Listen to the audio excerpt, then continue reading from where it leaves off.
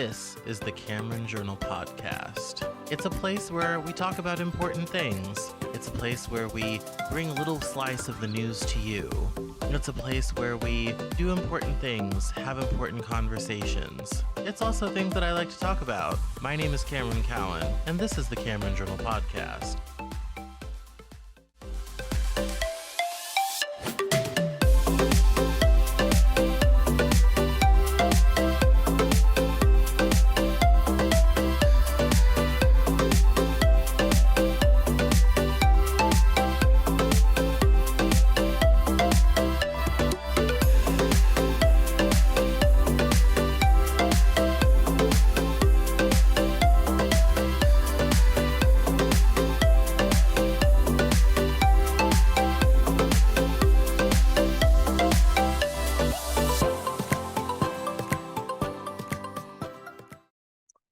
Today on the Cameron Journal Podcast, we are talking with Dr. Carla Marie Manly. She's a clinical psychologist, and she has written a new book called Joy from Fear, or Aging Joyfully, A Woman's Guide to Optimal Health, Relationships, and Fulfillment in Her 50s and Beyond. Oh, I'm sorry, I've messed this up. Those are two separate books. I'm not reading this press release correctly.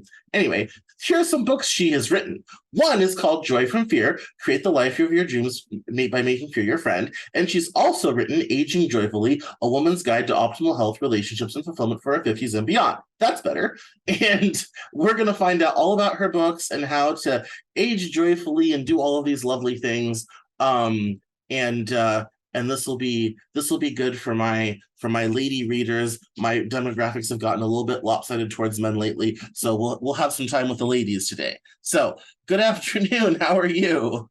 I'm super. Thanks for having me. Good. So now that I've completely boffed up your books in your intro, why don't you tell us a bit about your books and how you got inspired to write them? So I actually thank you for mentioning the two books that you became aware of. And I also have, which you didn't know, I have a third book, Date Smart, Transform Your Life and Love Fearlessly. And then my fourth book coming out in March 2024 is called The Joy of Imperfect Love. So the men and really anyone in your audience could find something from each book. And you might think, well, why would a guy want to know about aging joyfully? And, a woman's guide to optimal health, relationships, Why? Because we tend to have women in our lives, whether it's a mom, a sister, a partner, whatever it is. And all of my books have a common theme. And it's about learning to dive inward, to face your fears, to see what's making you stuck, to see what's causing maybe anxiety, stress, imbalance of any sort, and then using all of that information, which we're not accustomed to finding within the self. We're accustomed to looking outside for quick fixes or immediate self-soothing.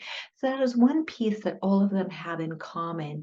It's really about the importance of diving inward, which can be a really scary place to go, and helping that information, whatever we uncover, help us create a good relationship with the self and then with other people. No, that's excellent. That's quite interesting. So, there's a lot has been written about, especially for ladies, the sort of, as Angeles Arian would put it, the second half of life, which it is my ritual when some of my friends reach that certain age. I just have Amazon send that to them. My Nana knew Angeles Arian personally, and she was a friend. And so, and Nana, when she reached that stage of life, the kids had gone, she was in between husbands, and it was kind of like, well, now what? And that book was written at about that time in the 80s when a lot of women of her generation were facing that. And so as some of my friends reach that age, just kind of send them that. What do you think is so different about, over 40, over 50 for women? What's different? What are the changes? What to anticipate? I think first off, an important thing to notice is that in today's world, because we are very youth focused, I have clients as young as mid-20s who are telling me they're old, they're no longer relevant, that they're no longer beautiful, and all of these things. And from where I'm saying, but, and I also tend to see soul more than an exterior. And I'm looking and I'm saying, but you're amazing. You're no, no, you're just starting in life. It's so amazing. And so my publisher and I, which really tells you a lot about me, that I was trying to push them to have that book start for 30 somethings, because that is the world we live in now. We are so youth focused that a 15-year-old is the epitome of strength, beauty. Oh, I hear people in their mid-20s being like, I'm so old and old. I'm like, oh, my sweet summer child. It gets so much worse. and Exactly. and the world moves so fast now. It's like I was telling someone, I said, I'm old enough to remember rotary telephones when people still used them in their lives. I was born in 1988. Okay.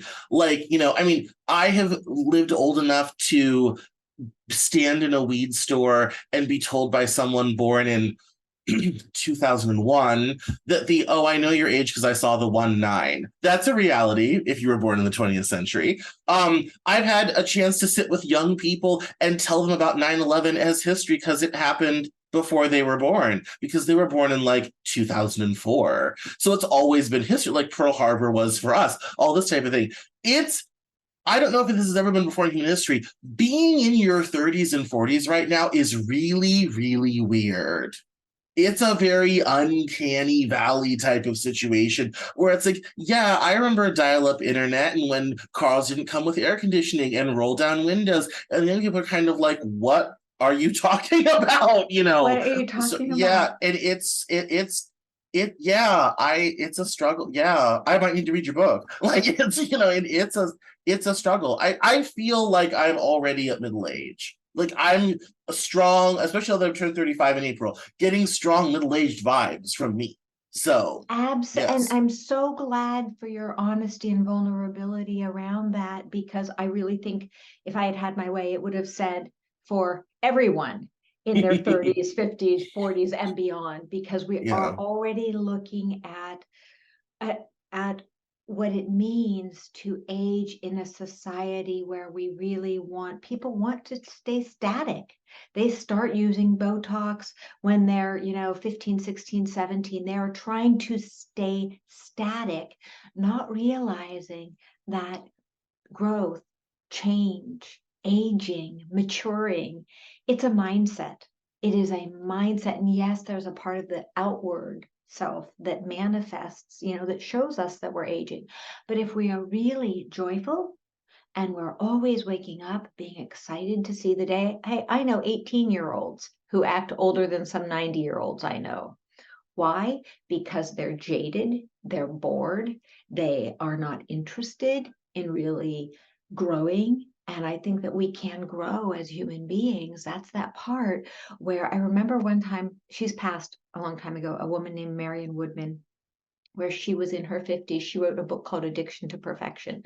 And she was in her 50s when she woke up and said, what? I don't want to be a teacher. I want to be a therapist. And she got all of the schooling and everything she needed. And when I met her, I don't know, maybe 20 years ago, and she was in her 80s, and she was gorgeous. Although she was in her 80s, she had the most beautiful, clear eyes and the most vibrant energy. And so that's what I mean when I say I read energy. And when I'm working with clients, I'm reading the energy. Are they in pain? Are they stuck? Are they bored? Are they, already dead at 25? Or are they in a place in their journey on this planet, albeit a very short journey? We're here a very short time. And what are we doing with it? And so for you being No, 30, I think yeah, age is an attitude. I remember when my nana hit her 70s, she was raising grandchildren and she complained that she could no longer carry a 50-pound bag of dog food. She's had dogs, used to show dogs, has been doing dogs her whole adult life, all this type of thing. And she's like, well, today I had to buy two 25s because I can't carry 150 anymore. And I'm kind of like, That's not even a problem. And why are you still carrying dog food? We have people under 25 at this household, like, sort of thing. But like for her, that was like the, oh, I'm getting older. I can't hump a 50-pound dog with back. Like it's really a mindset. Like for her, that was like a minor inconvenience. I'm like, you're 70. Like you probably shouldn't be doing that anyway. But it really is a mindset. It is. And I think when we look at midlife crisis, which Carl Jung talked about and really talked about that it can happen at any age. And what I believe, even though we tend to think of a midlife crisis as happening around 45, 50, 55, a midlife crisis is actually that awakening of the self that happens. And so some people have the midlife crisis in their 20s, some in their 50s, some in their 70s, some never. But to Yeah. me, that crisis is that moment, that period where the soul is waking up and saying, wait a second, there's more to life. You're on this path that you are not meant to be on. Let's wake up and do it differently. And this didn't come from one of my clients, but it felt a colleague's client, where the client was approaching 40 and he started having nightmares, had never had nightmares that he could remember, and was coming to the therapist and finally told the therapist about the nightmares. And the therapist said, why didn't you tell me this before? The client said, I was embarrassed. I have a good life, great wife, everything's good. Why am I having nightmares? And the therapist said, well, hey, you're, turning 40, maybe life is changing for you. Next time you have this dream, I want you to wake up from the dream and turn and talk, because it was a monster coming to him in the nightmare, which embarrassed him even more. Like, what grown man has a monster come up in his dreams? And he said, turn to that monster and talk to it. Say, what do you want?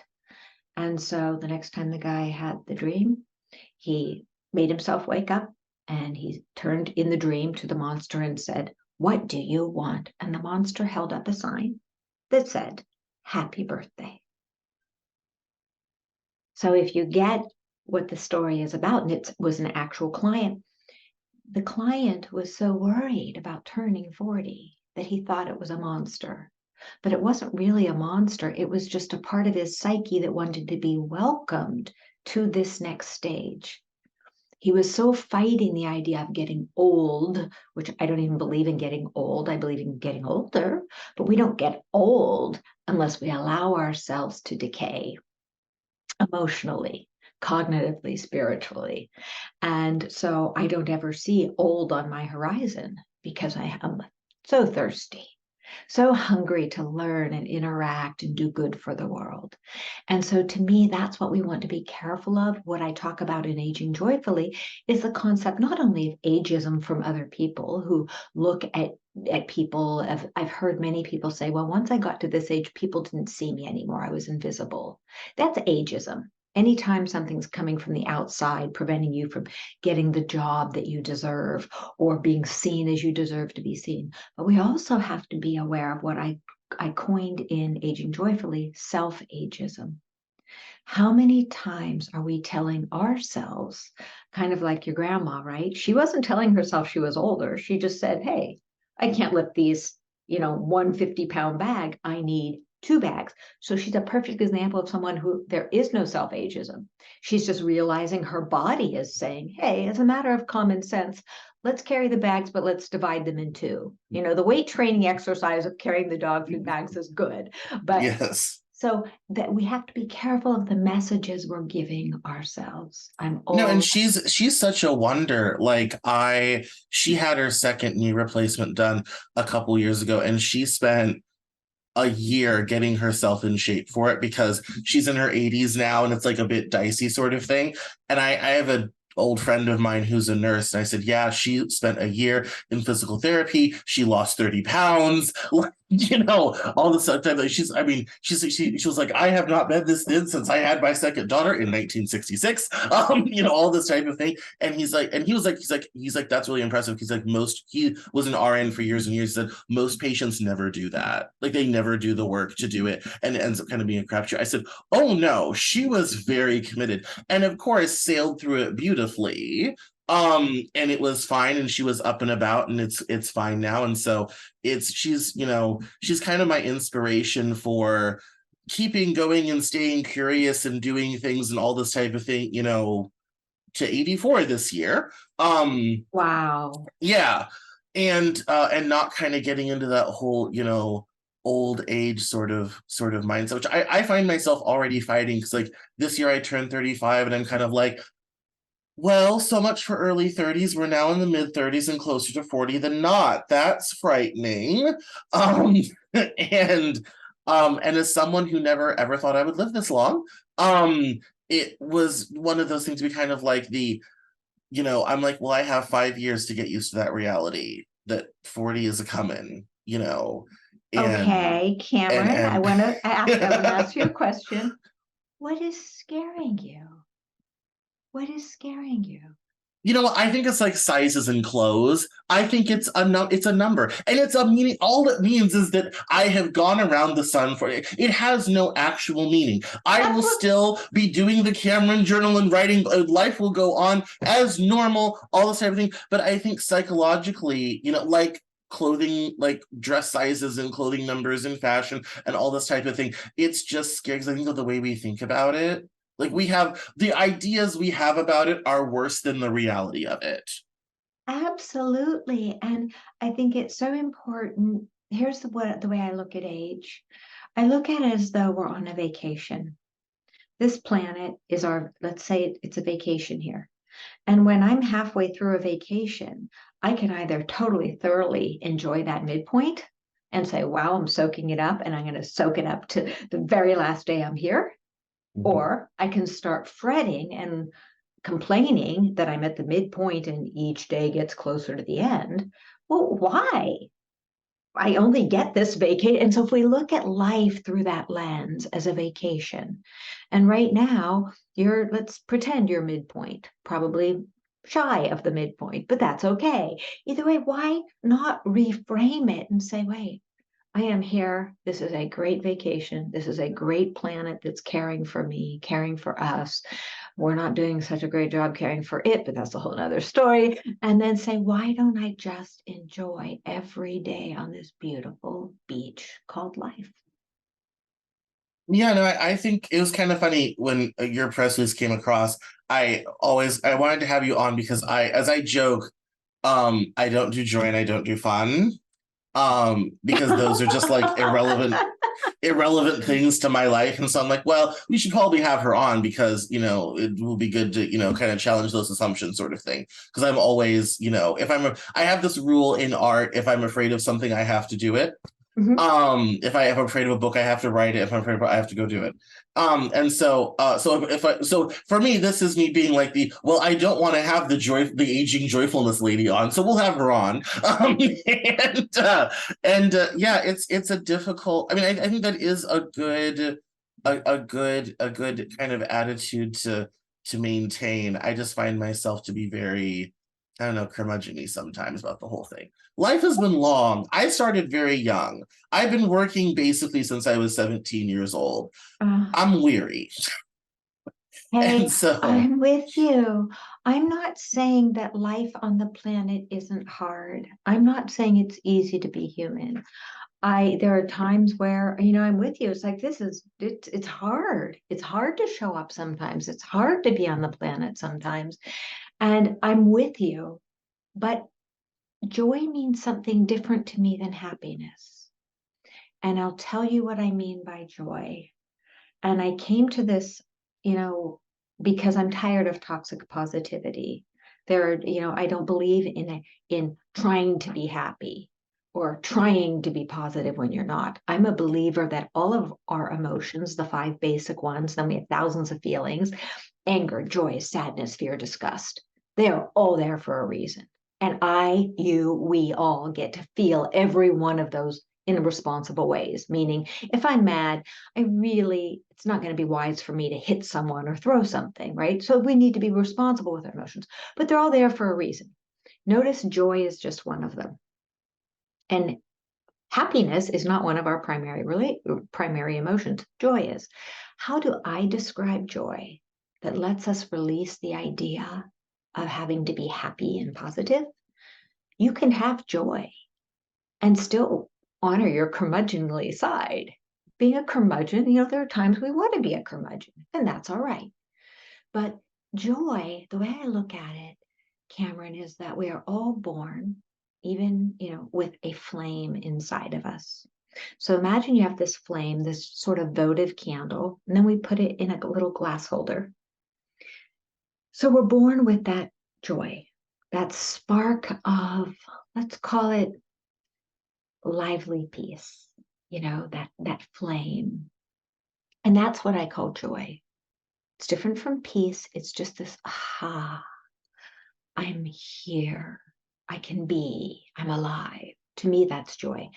And then as we go through life, that glass container that the flame is in gets smoky, covered with soot. People say mean things to us. They let us down. They abandon us. They reject us. They criticize us. And we get all of this smokiness build up to where we can't see our joy anymore. That flame is always burning there, but we can't see it because of the messages others give us. And then we, when we're little, we hear those and we soak them in. And it makes everything around us smoky. So we lose our joy. We lose our joy. And that's why I believe in psychotherapy. That's why I write my books. Every one of my books has exercises in it, because we can read a self-help book, but if we're not doing work, it's not going to change our lives. We might remember a great quote, but it won't change our lives. And so I believe that as we slowly wipe off that soot, which can take us into places of anxiety, despair, depression, deep curmudgeon, being a very deep curmudgeon, not just that passing grr kind of thing, that's our work in life sometimes, is just to do the wiping off of all of the crap that builds up, that keeps us from knowing that inner state, that if you ever watch a child who's cared for well enough, be at peace, just be in that like really sweet space where they don't want, they don't need, they just are. That to me is joy. I think that's really good. I feel like that's actually achievable. Like that's something that might actually happen one day, Mhm. sort of thing. Um, because there's all these sorts of ideas, about, people that, it's like, happiness and joy are these terms that get thrown around so casually, Mhm. sometimes so much so they've lost all actual meaning. But I feel like that's actually achievable for people. Like, I feel like you can do that and have, as so many of my listeners do, they are the sandwich people. They've got aging parents and kids at home. They're being pulled. But I feel like you can find, by the way you define joy, you can find a joyful moment in scheduling doctor's appointments for the kids and the aging parents at the same time and figuring out how everyone's going to get there. Like that's achievable in that moment. Mhm. Um, I agree with you. And sometimes you find joy when there's too much going on and you're in that sandwich, aging parents here, screeching kids here, running to the bathroom, closing the door, and saying, time out for me. yes. Right there, you can find joy. It doesn't have to cost money. We don't need to we just need to pause, put on our, earbuds, so to speak. We don't really have to have earbuds, but just something to block out the noise from all the distractions and just go inside and go, okay, let me just be here. Let me just enjoy this sweet spot, whether it's a minute, 5 minutes, whatever it is. We can find joy in a car, in a bus, on the way, when traffic's all around us. We can find joy. And again, you're right. We so confuse joy with pleasure, with happiness, with needing to be positive all the time. It has nothing to do with joy. No one can steal your joy because it's inside you. It is not dependent on how much money. It's good to have money so you can buy food, clothing, shelter, but I mean, it's not really dependent on external forces. And I'm a big fan of telling other people who invade my space, partner, anyone, if somebody's coming at me in a way that's negative, I say, hey, don't try and steal my joy. It's funny. I have much. It took me a long time to gain skills like that because I am autistic and have ADHD. Um, and which has it's been. I only got diagnosed 2 years ago, so this has been a whole new world for me. And And I've learned so much from the community in that time. And we have extra neurons in our brains. We're not good at getting rid of neurons, which is why we sense things differently and remember more things than people. And also, research is now showing it also might be why we have a tendency to get dementia and Alzheimer's. Um, and it's but oftentimes you just sort of take stuff in, take people in this sort of, I call it sort of the sort of neutral way. I just kind of pat things past, do whatever have you. But I didn't took me a long time to realize you really have to not having boundaries and just kind of being a neutral filter isn't that good because everyone will come along and they will grab stuff, take stuff, leave stuff behind. It's like a public park with people who don't know how to not litter. And then but then you have to clean up the mess. And you feel badly and you feel poorly. And it's taken me a long time both in life and in business to say, no, that doesn't work for me. No, that's not okay. All this type of thing. In fact, I've gotten a new role with my book publisher, and he offered me a position enhancement that I don't have time to do and keep doing the Cameron Journal. And I called one of my longtime friends and I said, he really tried to pressure me into it, and I said no 3 times. And she's like, good for you. We're like, this was a victory for us, because we grew up in homes where you weren't allowed to say no to people. We grew up evangelical, neurodivergent. We weren't allowed to say no. And so you need to be kind of like, no, I like that for us, but we need to hire someone. I can't do it all. I have other things, commitments to worry about, think about, all this type of thing. And I want to do those things well. Like for some of us, with certain backgrounds, that's a huge thing, and as another Nanaism, she will always say when I was trying to figure out what to do with myself, she's like, you have to say no before you can say yes. And that has served me incredibly well in especially this career of being like, no, that's not for me. And usually then when the right thing does come along, I don't have to think about it. It's like, yep, that's it, sort of thing. And so having those boundaries is Absolutely. very important. Very, And very I'm important. glad you brought up boundaries because so many people are hard on themselves for not having boundaries. And when you grow up, as I did, as you did, in a family where there aren't boundaries or where you're not allowed to have boundaries, right? Mhm. Where you have to be the yes person, the pleaser, whatever it is, that learning that is a huge process and so anxiety inducing. And that's what happens for many people as they're learning boundaries. They try to set a boundary, somebody comes at them and says no, and they give in, and then they're back to square one. And really, boundary building healthy boundaries, strong boundaries, appropriate boundaries is a work in progress. And it's just one day at a time. And if you take a half step back, remember the next time, just go over it in your mind, no blame, no shame, and just see yourself creating, okay, if I had that situation again, this is what I'd do. I'd just say no. If the person, pushes me again, I'd say, I said no. I'm not going to talk about it again. I am done. Please respect my boundary. And it's just a work in progress because, as the saying goes, if you didn't grow up with boundaries, you don't even know what they look like. So, how can Yes. we? Yes, exactly. Yes. No, and I think for me it's been the hardest ones, and I think it gets easier as we get older. And we're going to return to aging here in a moment. For me, the hardest person to do that with is my mother, because she's kind of the one that trained me not to have boundaries in the first place. But well, I've recently decided to move back to the East Coast, and she was pressuring me to come back to Colorado. And I said, you know what, Mom, I work in book publishing, and that's not where my industry is. My industry is there. I just started doing public speaking this year. I have more opportunities there.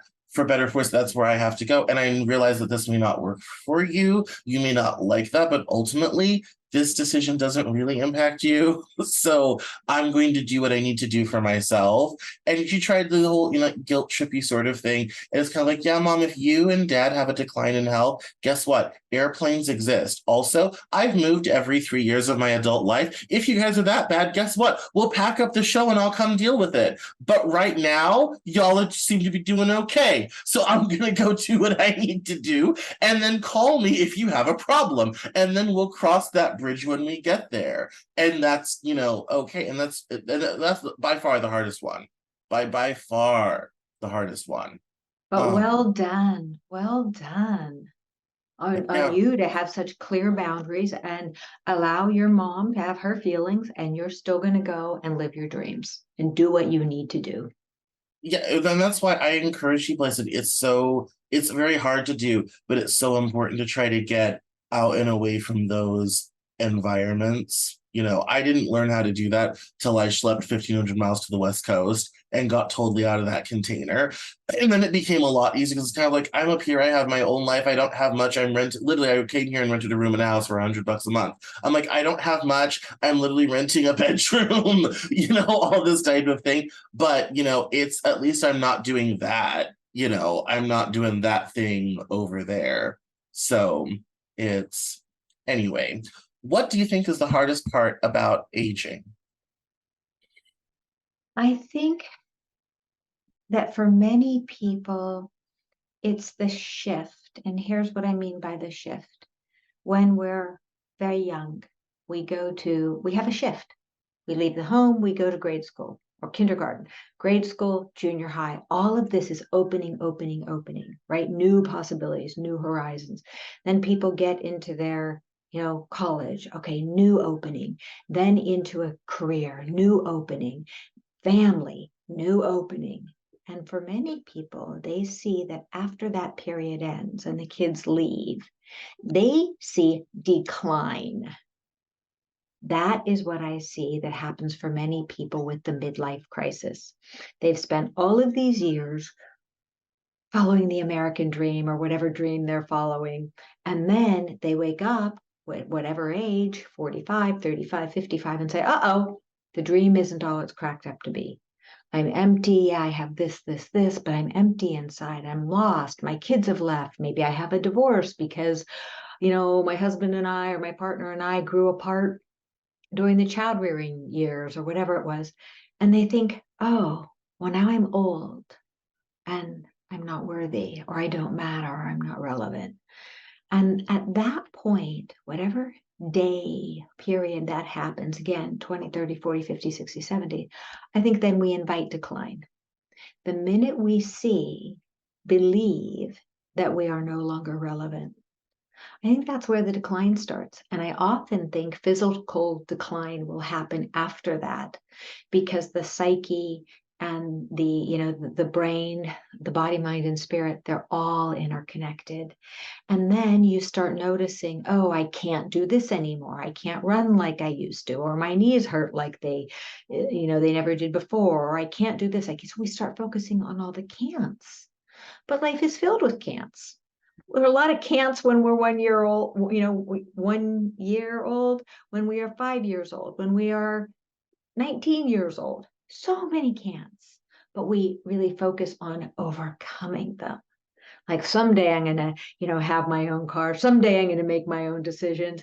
And so I think, again, it goes back to what you were saying before very wisely, that it's about mindset. And I think that's the hardest thing for people to get, that it is mindset, because life has its aches and pains. It has its ailments. Our bodies, they deteriorate like everything else. They deteriorate from the minute we're born. But we don't start focusing. We start, as a physician once told me, hey, you start dying from the day you're born. And we don't focus on that when we're 2 or 15. But the truth is, Yeah, I have so many. So I'm at the age where divorces are happening a lot right now. I have had 4 close friends who have gotten divorced. The pandemic really did not do anything for a lot of folks' marriage. And I have a dear friend, my seamstress friend that I just did a podcast series on fashion with.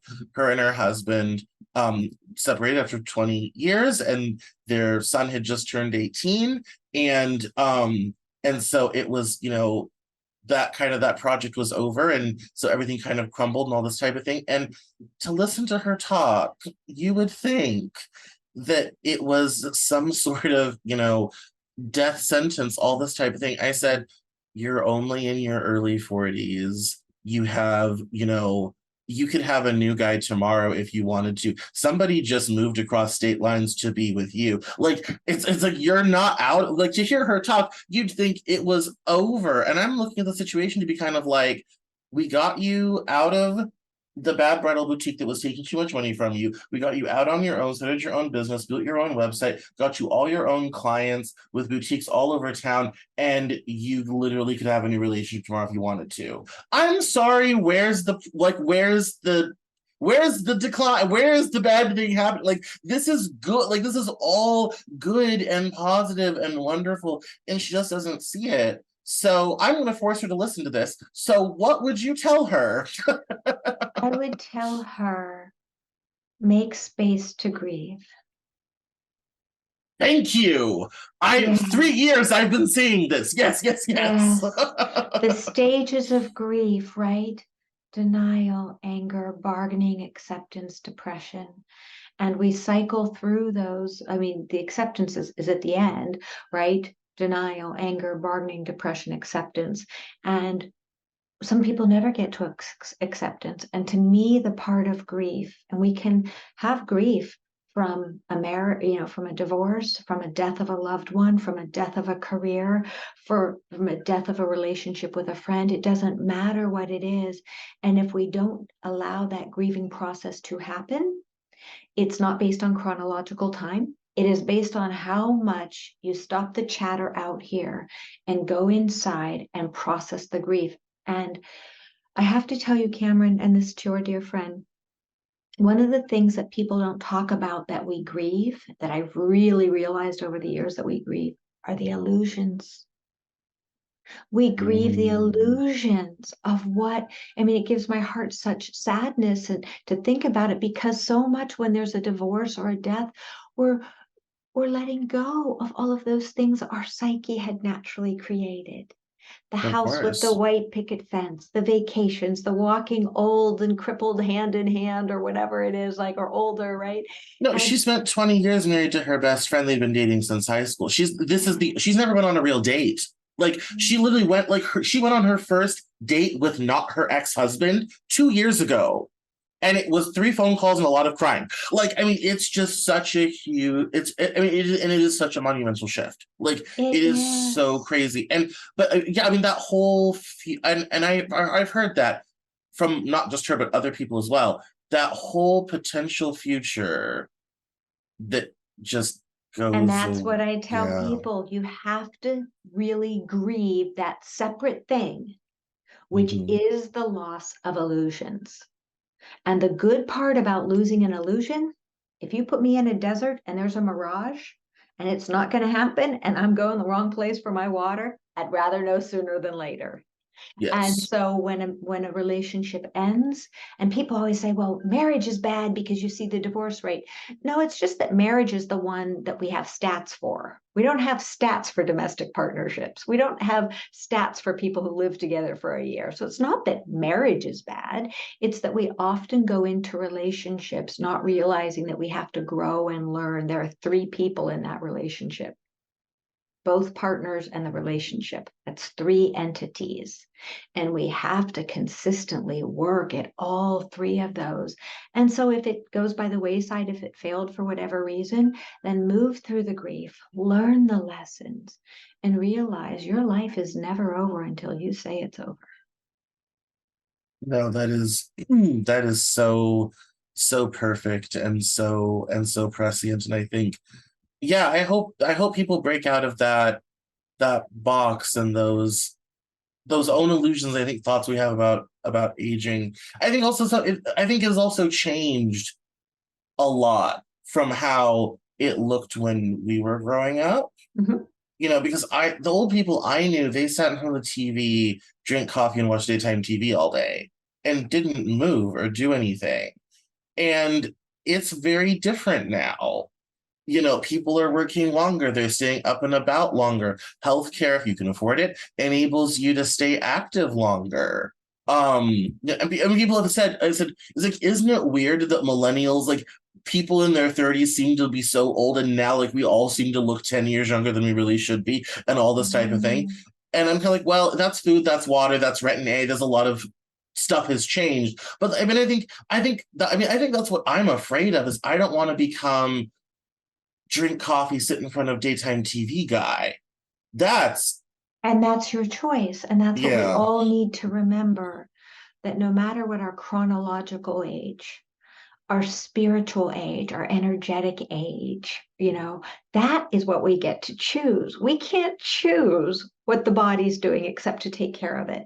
But when we really say, and that's a piece in Aging Joyfully that I talk about, is if you look at it as an opportunity, I'm going to work. I have no interest in retiring. I have way too much to do on the planet, way too much. My passion is spreading self-help. My passion is spreading healthy psychological information.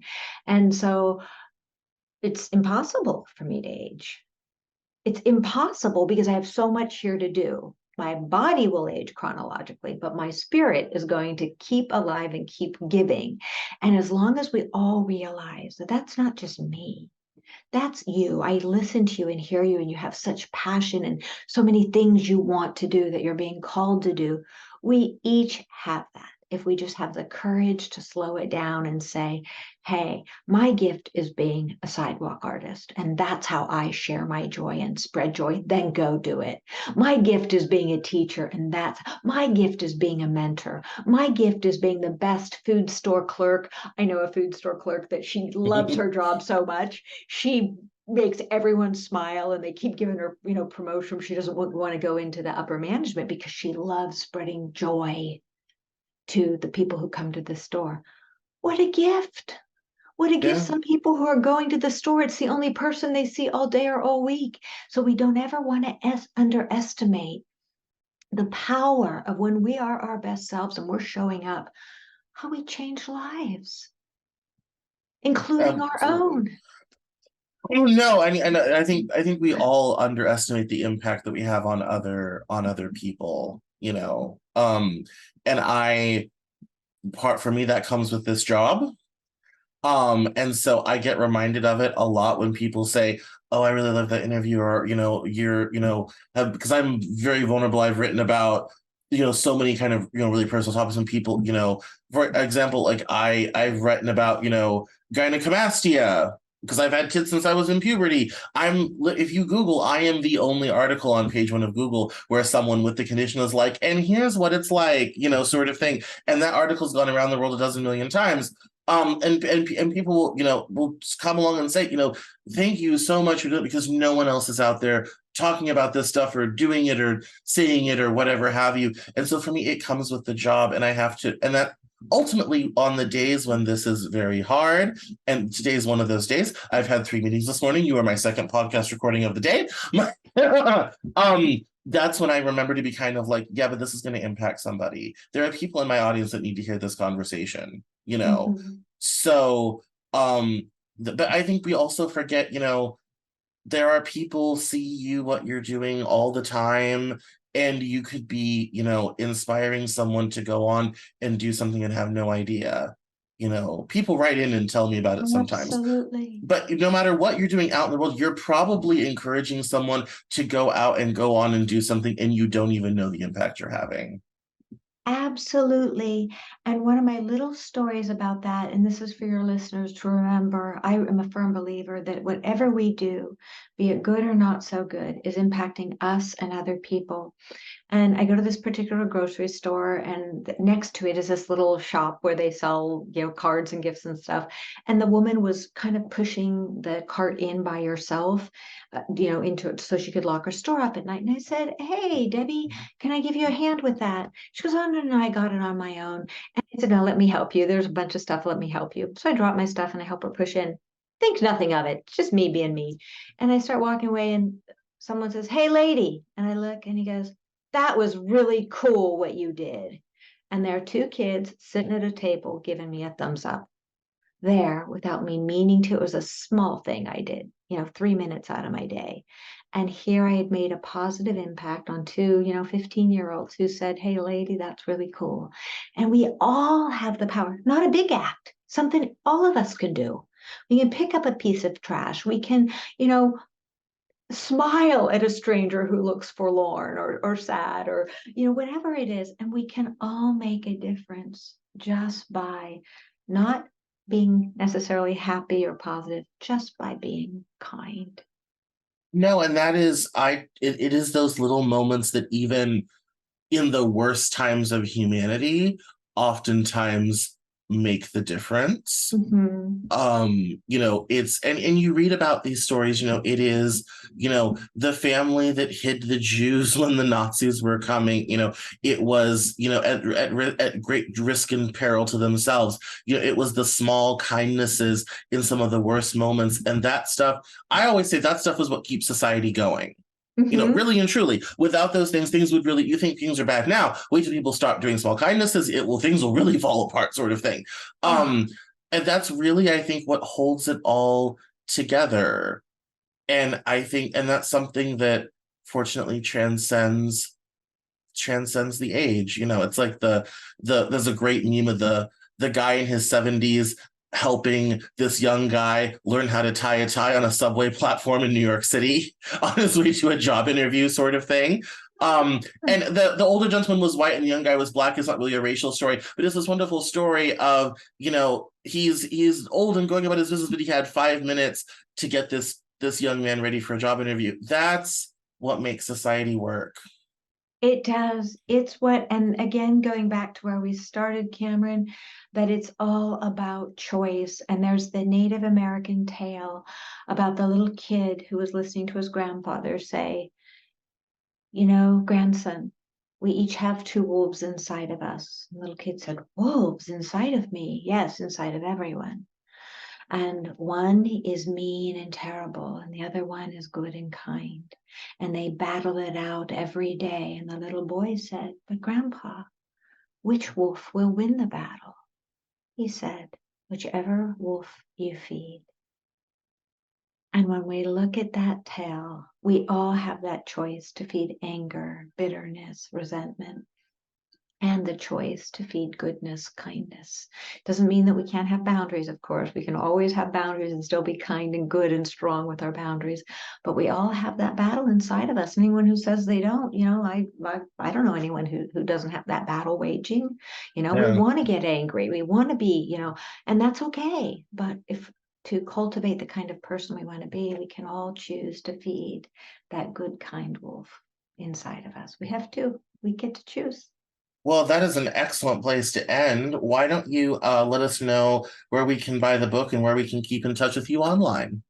Okay, my website, drcarlamanly.com. It's just DRCARLA, Manly, MANLY.com. My books are available in bookstores, on Amazon, my publisher's Familius, and so you can see the books through the tab on my website. You can click to Amazon through my website, but it's Joy from Fear, Aging Joyfully, Date Smart, and then my one coming out in 2024, which is just such a good baby, The Joy of Imperfect Love. And it's about learning to love from that place of inner imperfection. And then when we do that, we can really be able to reach out to others and form really healthy relationships. Perfect. Well, excellent. Thank you so much. I appreciate we'll have to have you back on to talk about dating in 2024. And yes, and yeah, that's great. And thank you so much for coming on the Cameron Journal podcast. Oh, thank you for having me, Cameron. You're such a delight. Thank you for showing up with such kindness and vulnerability and receptivity. I so appreciate it. Oh, thank you very much.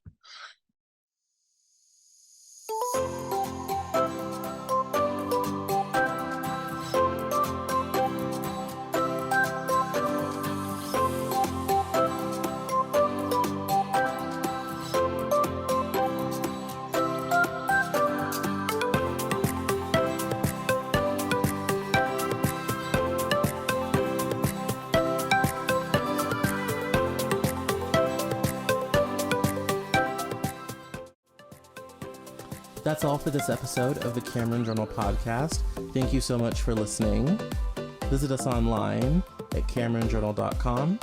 We're on Facebook, Twitter, and Instagram. And I love to talk to my followers and listeners, so please feel free to get us on social media at Cameron Cowan on Twitter. And we'll see you next time on the Cameron Journal podcast.